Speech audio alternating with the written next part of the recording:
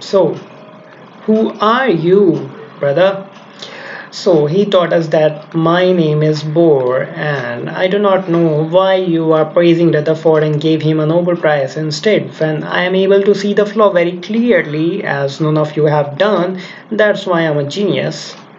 Oh, bragging enough. Tell us something real, brother.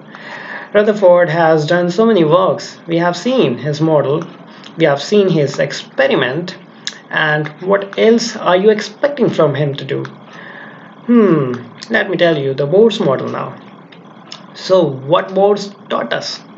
Bohr's found that Rutherford did a mistake. But how? I am very confused, Mr. Bohr. Can you please elaborate? For sure, I will. Well, he taught us that at the center there is nucleus. The electrons is orbiting around the nucleus. Well, that's what Rutherford said. So what is the flaw?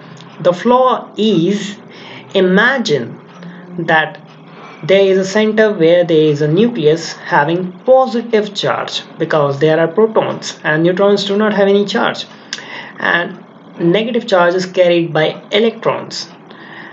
When you push it with some energy or start orbiting, it will slowly radiate its energy. So radiation is the word here. Radiate its energy. When electrons going to radiate its energy, it will finally going to collapse because positive and negative attract each other. I think you know that. Hmm. Seemingly logical, Mr. Bohr, but I'm still not convinced. Can you elaborate a little more about that? What is the radiation, that thing? What does it mean? I do not got that. Okay, so let me tell you something. I have planned an experiment for you. Well, I'm not that evil. Stop making the horns on me. Okay, so uh, let's remove this. Better. A cap is okay.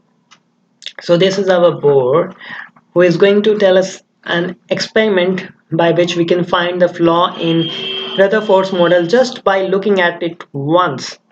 Very powerful one. It should be very powerful. Otherwise, we are going to sue you in the court.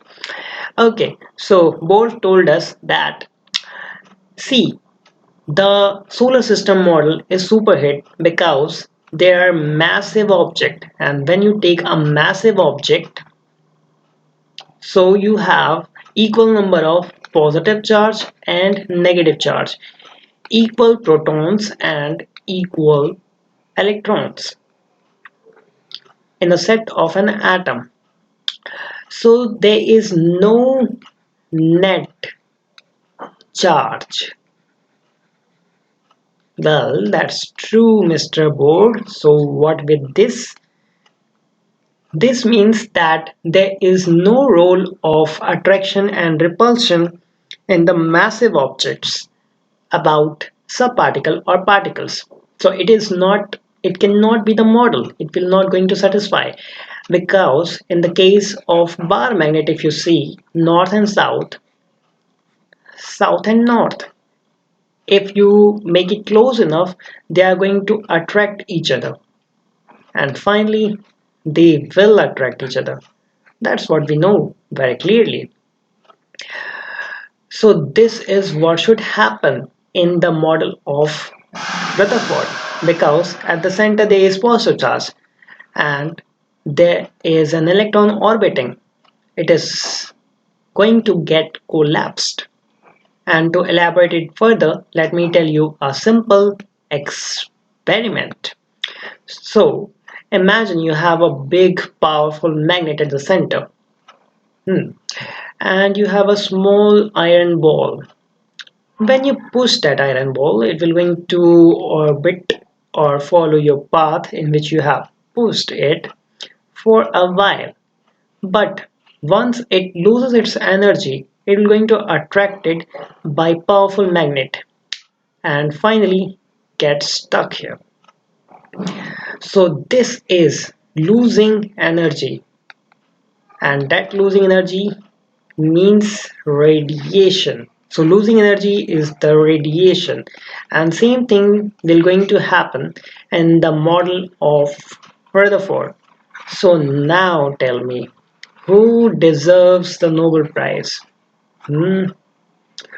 Well, I think Mr. Bohr, you are more deserving, so we are thinking of giving you Nobel Prize. But before that, tell us that what is your dream?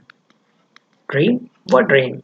What is your dream? Because you made the model and you found the flaw in the Rutherford's model, but tell us that what is Bohr's model in that case. So we are gonna see Bohr's model in the next one. Take care, God bless.